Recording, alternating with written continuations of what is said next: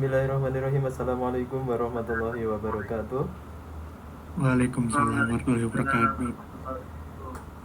Di sini kami dari kelompok Slowly Fams akan menyampaikan proposal proyek tugas mata kuliah PMPP yang mengambil topik website pembayaran SPP terintegrasi dengan dompet digital multi mata uang, yang diampu oleh Bu Arfiani Nurhusna STMkom. Kemudian untuk anggota kelompoknya sendiri ada saya Muhammad Fuad Ramadan dengan NIM 2200184005. Kemudian anggotanya ada yang pertama Aditya Wirayuda dengan NIM 2200183999. Kemudian anggota kedua ada Rama Raja Sarifa Gian Leo LD dengan NIM 2200184404. Kemudian untuk anggota 3 ada Muhammad Naufal Goizi dengan NIM 2200184406.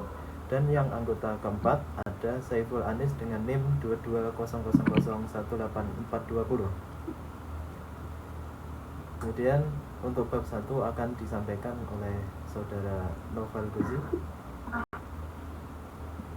Baik, bab 1, latar belakang. Dalam era digitalisasi yang terus berkembang pesat, penggunaan teknologi informasi telah menjadi kebutuhan dasar dalam berbagai aspek kehidupan, termasuk dalam sektor pendidikan. Salah satu tantangan utama yang dihadapi lembaga pendidikan adalah pengembangan penggunaan pendidikan atau SPP secara efisien, akurat, dan transparan.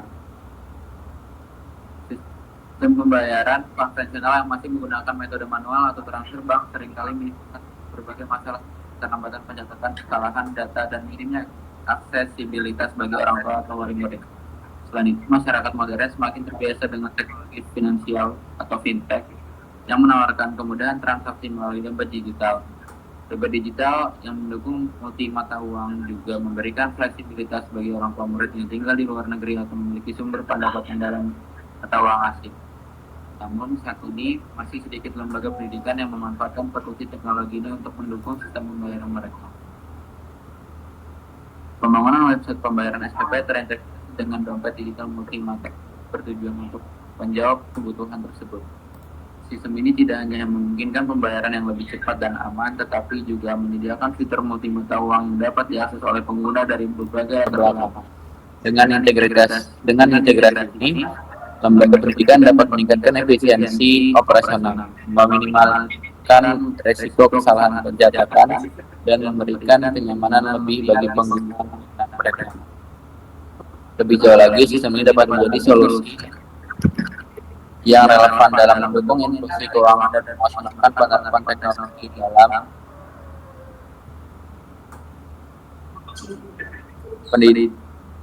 dalam pendidikan dengan mengintegrasikan pembayaran berbasis web dengan dompet digital. Lembaga pendidikan tidak hanya meningkatkan kualitas layanan, tetapi juga pada pencapaian transformasi digital di sektor pendidikan. Berdasarkan latar belakang tersebut, diperlukan sistem yang modern, efisien, dan terintegrasi untuk mendukung proses pembayaran SPP sehingga tercipta layanan pendidikan yang lebih adaptif terhadap kebutuhan zaman.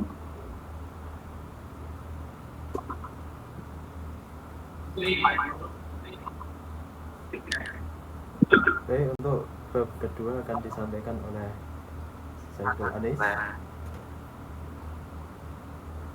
Baik, selanjutnya itu ada bab 2, perancangan bidang proyek. Website pembayaran SPP terintegrasi dengan dompet digital melalui uang, pembayaran menggunakan uang yang berbeda secara langsung. Lalu poin kedua itu ada sasaran dan tujuan. Sasaran adalah memudahkan transaksi pengguna, meningkatkan jangkauan pasar, meningkatkan pengalaman pengguna, dan meningkatkan efisiensi bisnis. Tujuannya adalah untuk integrasi dengan berbagai dompet digital sebagai GoPay, OVO, Dana, PayPal, dan lain-lainnya, serta dukungan multimedia uang dan melakukan transaksi dalam berbagai mata uang, baik mata uang lokal maupun mata uang asing. Kriteria dan gambaran calon klien itu poin ketiga, yaitu klien berupa instansi pendidikan seperti SMA, SMK, SMP, atau sebagainya, yang di dalamnya terdapat siswa, orang tua, guru, pegawai, dan admin yang akan melakukan aktivitas transaksi. Lalu poin keempat itu ada kriteria yang dibagi menjadi, yang pertama itu ada teknis, integrasi dengan dompet digital populer di Indonesia, proses transaksi cepat dan lancar, sistem keamanan yang kuat untuk melindungi data siswa, orang tua, dan sekolah, termuka, pengguna yang intuitif dan mudah digunakan, terutama untuk orang tua yang mungkin kurang familiar dengan teknologi, dan lapor saksi yang akurat dan mudah diakses oleh pihak sekolah. Yang B itu fungsional. Pembayaran berbagai jenis tagihan sekolah, SPP, ujian seragam, dan lain-lain. Notifikasi otomatis kepada orang tua saat tagihan jatuh tempo atau ada transaksi baru. Fitur riwayat transaksi yang lengkap dan opsi pembayaran terhadap atau cicilan. Lalu C itu bisnis, efisien nasional sekolah dalam pengelolaan keuangan, peningkatan pendapatan sekolah melalui pengurangan biaya administrasi, dan memperkuat trust sekolah sebagai lembaga pendidikan modern dan inovatif. Lalu poin kelima itu durasi proyek. Proyek ini diperkirakan memakan waktu 3 hingga 5 bulan, bergantung pada kompleksitas fitur yang diinginkan oleh klien. Durasi proses meliputi tahap berikut. Berikut merupakan tahapannya, yaitu SDM yang dibutuhkan. Product Manager yang dipegang oleh Fuad, lalu UI UX dipegang sama saya sendiri, Saiful Anis, dan saudara Noval. Lalu untuk backend juga ada dipegang untuk Noval dan Adit. Untuk front end yaitu dipegang untuk Fuad dan Rama.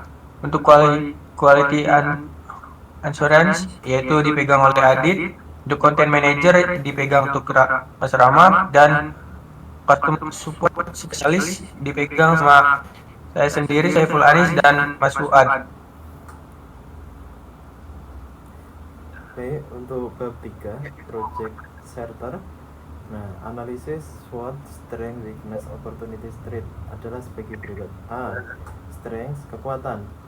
Nah, dalam pembagiannya yang pertama ada kemudahan transaksi. Sistem pembayaran yang mendukung multi mata uang memudahkan pengguna melakukan pembayaran tanpa harus mengkonversi mata uang secara manual.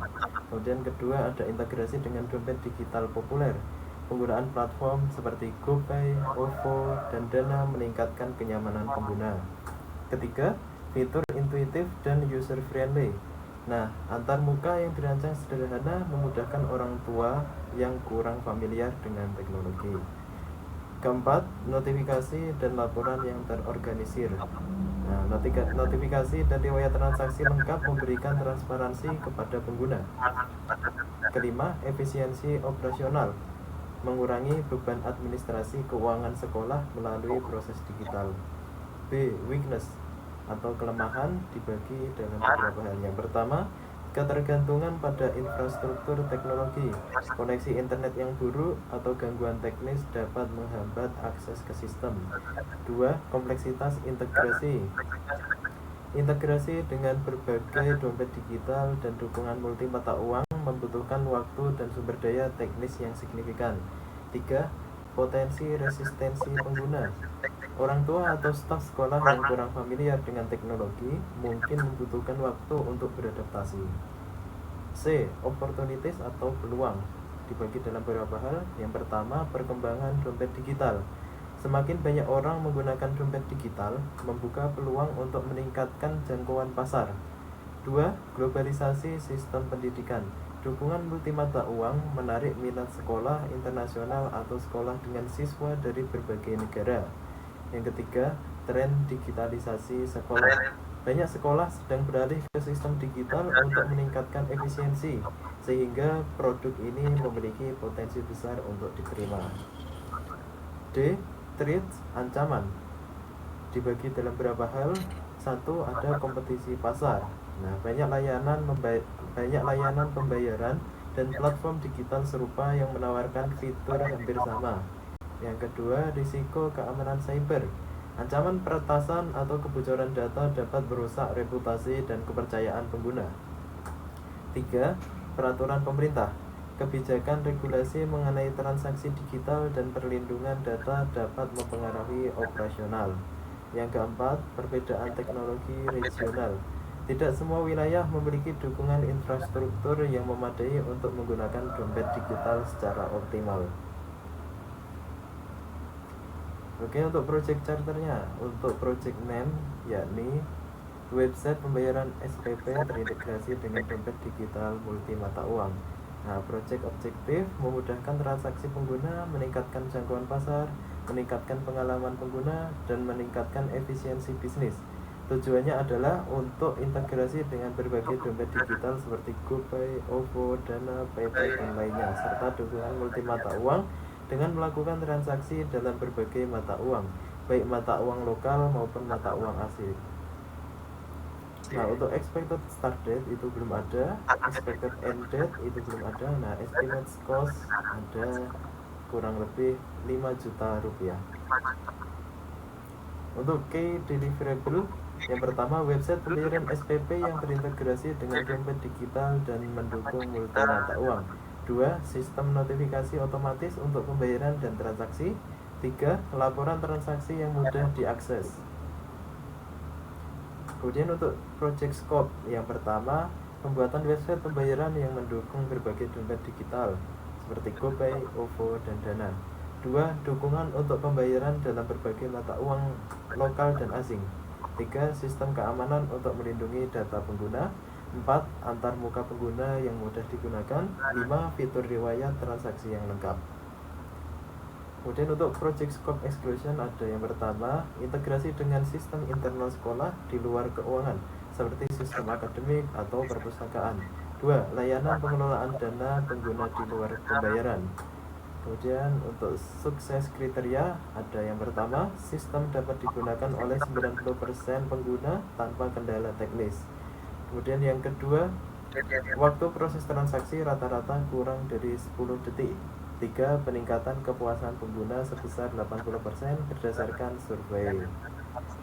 Kemudian untuk risk and issue, yang pertama ada risiko keamanan cyber seperti peretasan atau pencurian data, kegagalan integrasi dengan beberapa dompet digital. 3. Ketergantungan pada koneksi internet yang stabil. 4. Resistensi pengguna terhadap teknologi baru. Kemudian ada asumsi, yang pertama ada infrastruktur internet yang memadai tersedia di semua lokasi pengguna. 2. Semua dompet digital yang ditargetkan memiliki API yang kompatibel. 3. Sekolah memiliki tim teknis yang dapat berkoordinasi selama implementasi. Kemudian untuk constraints or dependencies, yang pertama ada ketergantungan pada waktu persetujuan kerjasama dengan platform dompet digital. 2. Peraturan pemerintah terkait transaksi digital dan perlindungan data. 3. Batas waktu proyek yang ketat 3-5 bulan. Kemudian yang berikutnya ada stakeholders. Yang pertama ada tim pengembangan proyek, developer, UX or UI designer, security specialist. Kemudian 2 ada klien, ada sekolah, kepala sekolah, bendahara ataupun admin. Ketiga, pengguna akhir seperti siswa, orang tua, guru, dan pegawai. Dan keempat, penyedia dompet digital seperti GoPay, OVO, dan Dana. Baik, dilanjut untuk bab 4. Ada work breakdown struktur WBS atau Gantt chart-nya.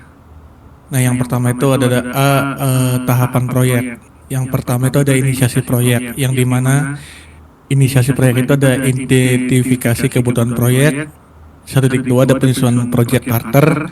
1.3 pembentukan tim proyek. Dan 1.4 ada analisis awal terhadap sistem pembayaran dan integrasi dompet digital. Yang kedua ada perencanaan proyek. 2.1 perencanaan teknis. 2.2 perencanaan anggaran dan alokasi sumber daya. 2.3 penyusunan timeline proyek. 2.4 ada perancangan prototipe awal. Yang ketiga ada pengembangan website. 3.1 desain dan pengembangan front end-nya. 3.2 pengembangan back end.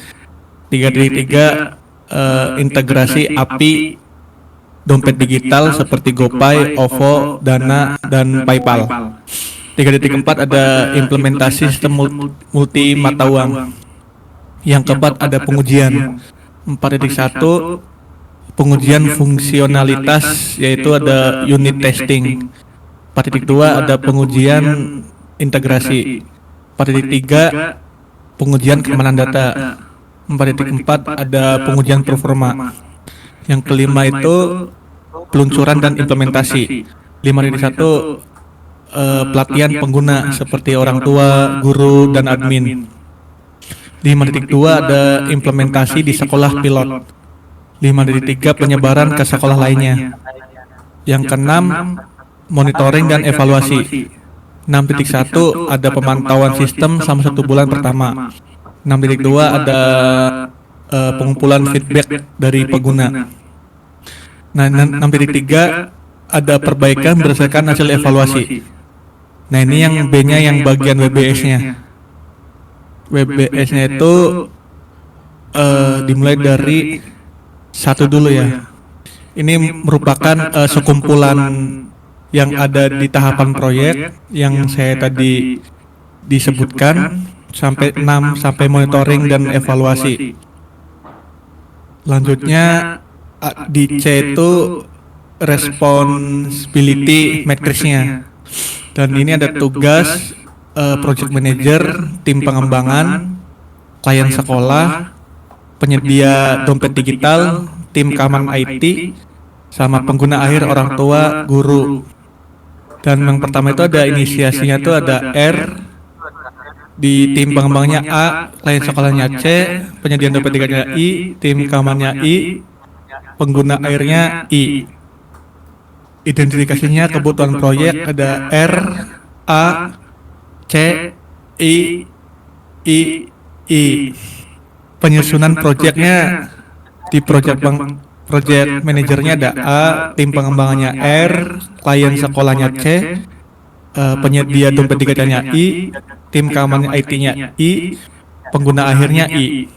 Pembentukan tim proyeknya A, tim pengembangannya I, klien sekolah I, penyedia dompet digitalnya I, tim keamanannya I, pengguna akhirnya I. Dan analisis awal sistem pembayarannya R,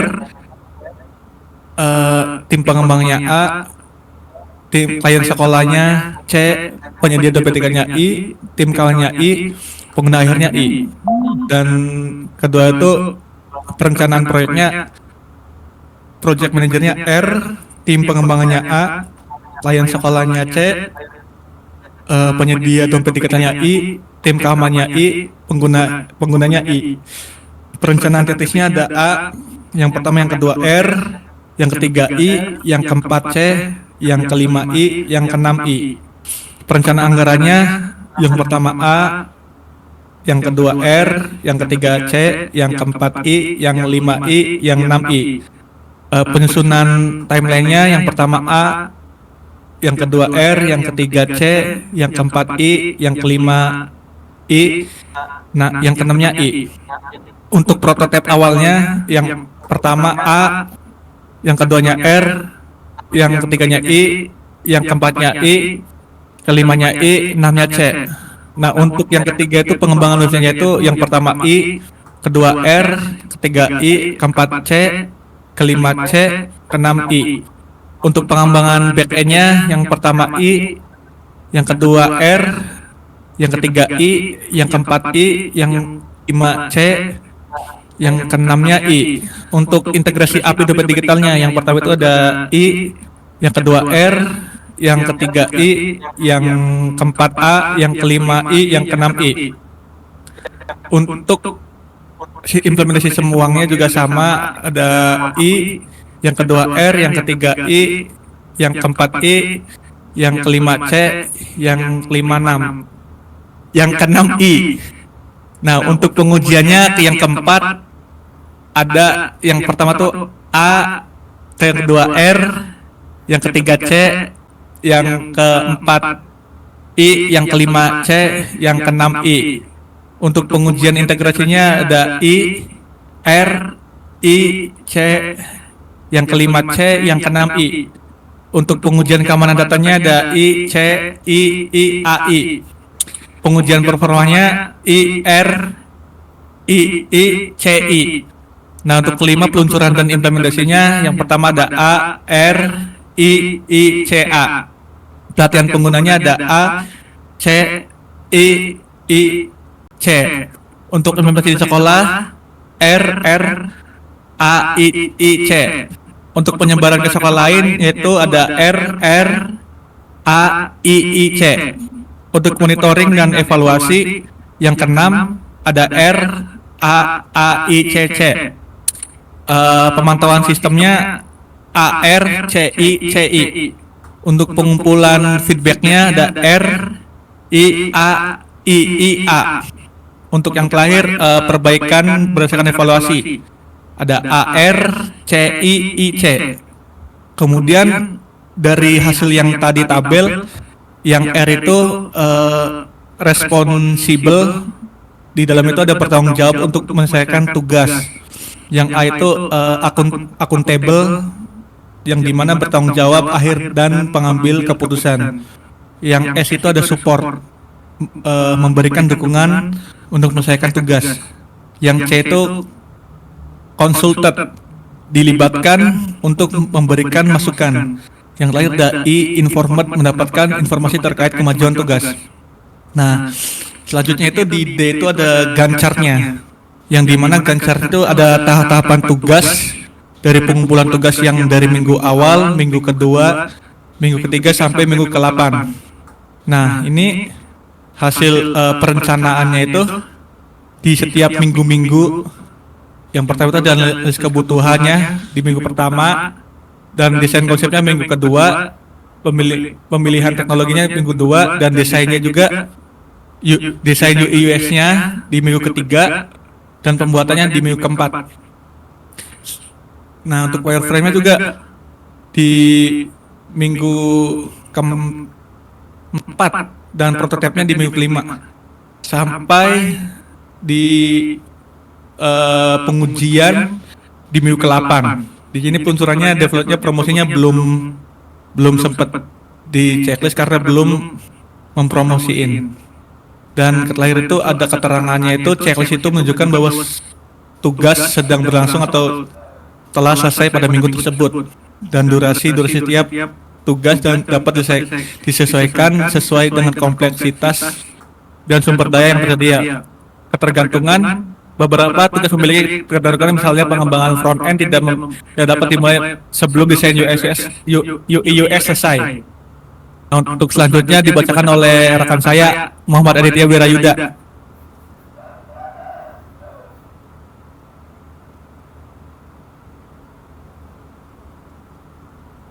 Halo Adit.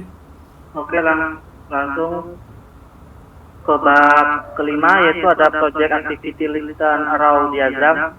Di sini ada tabel activity. Yang pertama ada analisis kebutuhan, yaitu ada deskripsi, mengidentifikasi kebutuhan fungsional dan non fungsional sistem. Yang kedua ada tag, yaitu yang dikerjakan oleh Rama dan Fuad, dan itu ada output, dokumen, spesifikasi kebutuhan SRS, durasinya 2 hari. Yang kedua yaitu ada desain sistem, merancang arsitektur sistem database dan antarmuka pengguna, yaitu dikerjakan oleh Saiful dan Nopal. Yaitu di outputnya itu ada diagram arsitektur dan wireframe, yaitu di durasinya bekerja 2 hari. Selanjutnya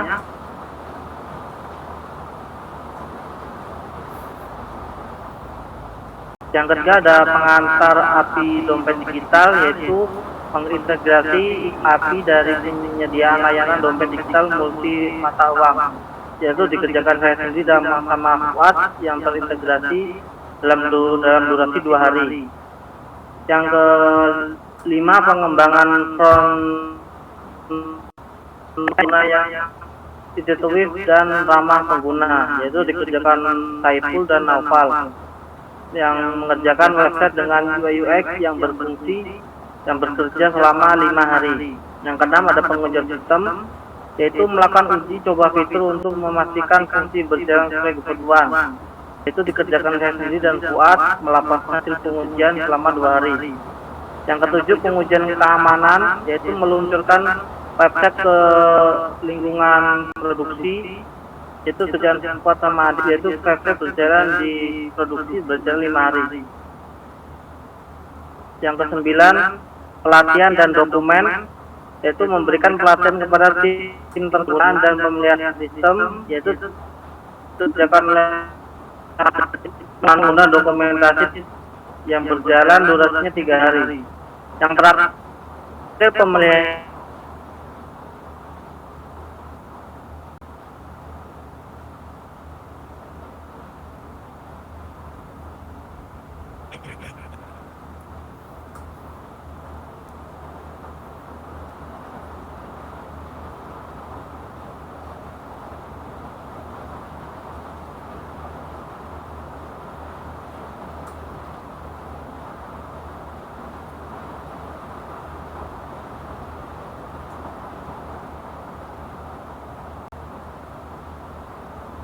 Ya Adit, ada suaranya gak Adit?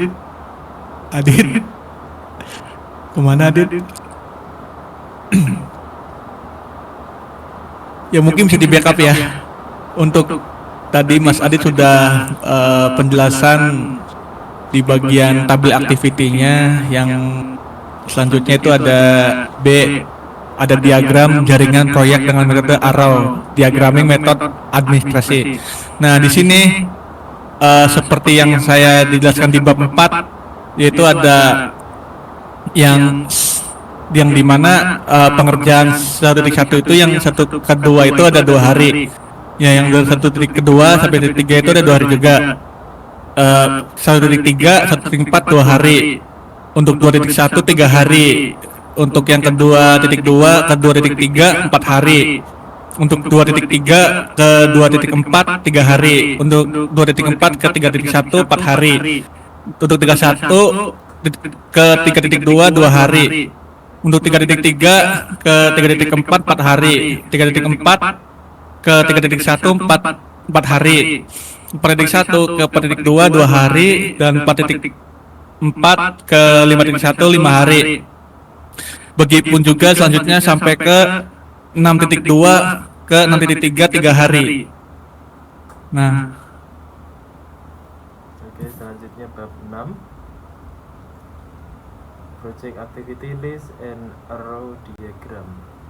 Nah, RAM adalah alat untuk mengelola peran dan tanggung jawab setiap anggota tim pada setiap aktivitas proses proyek. Setiap aktivitas dalam WBS Work Breakdown Struktur dihubungkan dengan tanggung jawab tim menggunakan kategori Responsible R, Accountable A, dan Consulted C. Nah, kemudian untuk task ID, ya, untuk 1.1 memiliki nama aktivitas, identifikasi kebutuhan proyek. Kemudian untuk project manager R, untuk business analyst A, untuk developer 0, quality assurance 0, UI UX designer 0, kemudian untuk support C. Nah, untuk berikutnya bisa menyesuaikan untuk tabel yang atas. Kemudian untuk 1.2 ada perancangan sistem. Di sini ada kode RAC 0R0. Kemudian untuk 1.3 untuk pengembangan fitur dompet digital ada A C R 000. Kemudian untuk 1.4 ada integrasi multi mata uang ada R C A 000. Untuk 1.5 pengujian sistem C, pengujian sistem ada C00R00. Untuk 1.6 pelatihan dan dokumentasi ada R00C0A.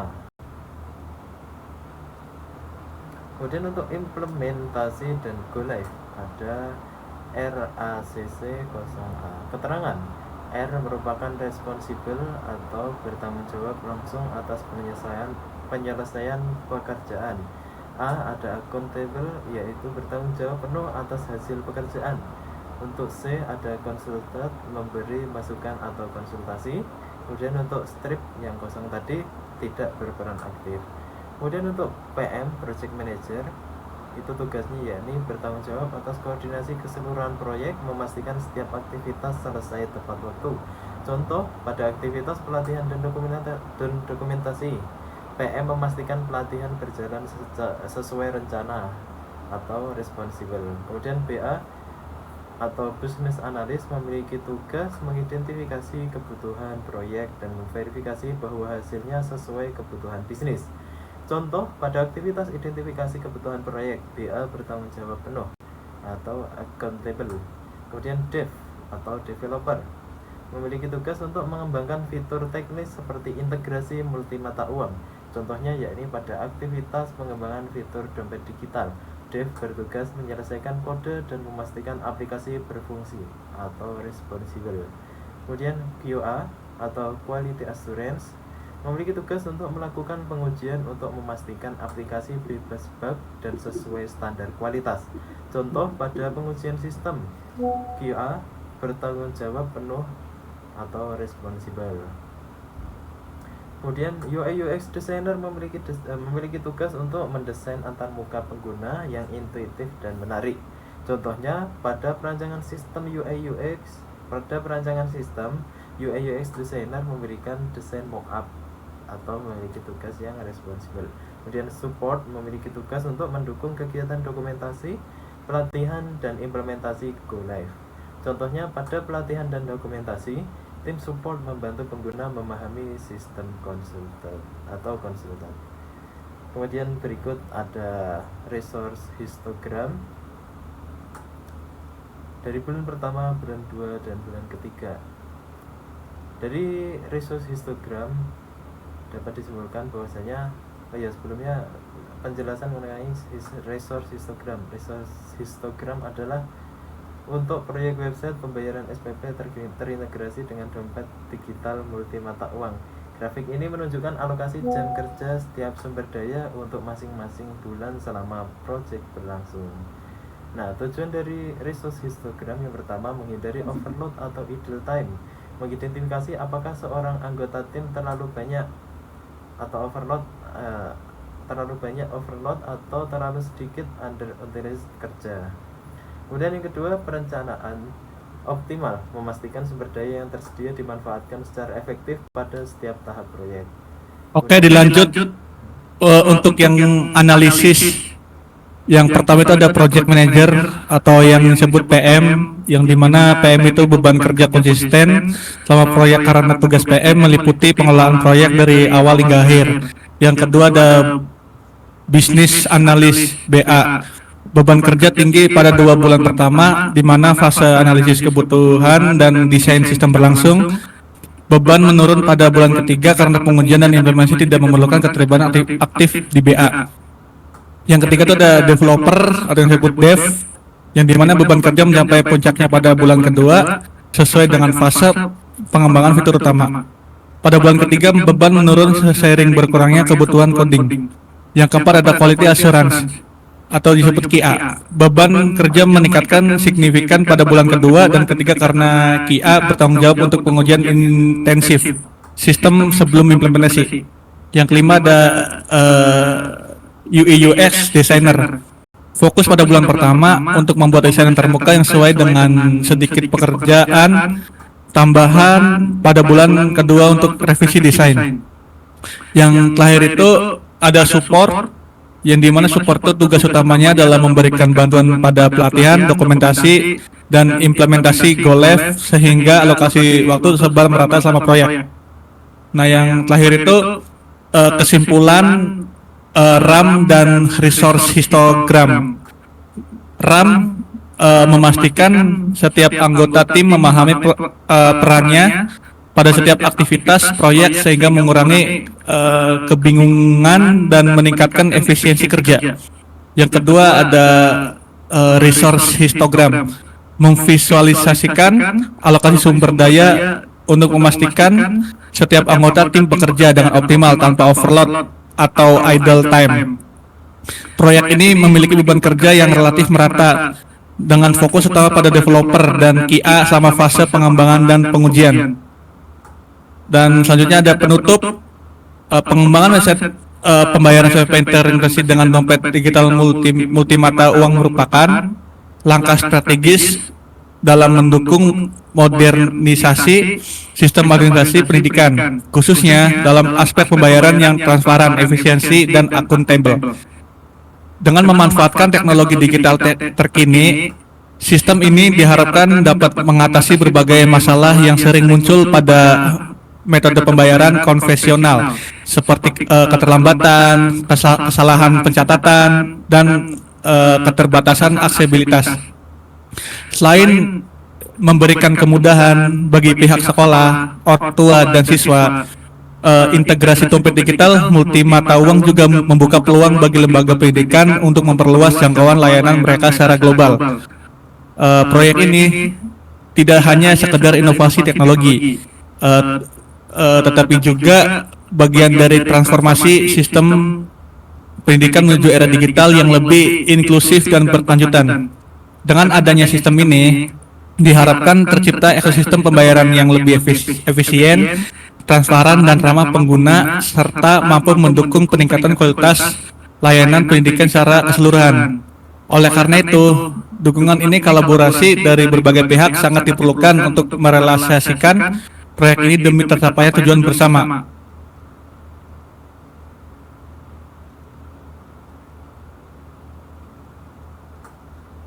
Mungkin Mas Fuad langsung aja ditutup untuk presentasi di video hari ini. Baik, terima kasih banyak Mas Rama dan teman-teman sekalian, Mas Saiful, Mas Adit, dan Mas Noval Guzi. Sekian presentasi dari kelompok Selo Defense. Ada kurang dan salahnya kami ucapkan mohon maaf sebesar-besarnya. Billahi taufik wal hidayah. Wassalamualaikum warahmatullahi wabarakatuh. Waalaikumsalam warahmatullahi wabarakatuh.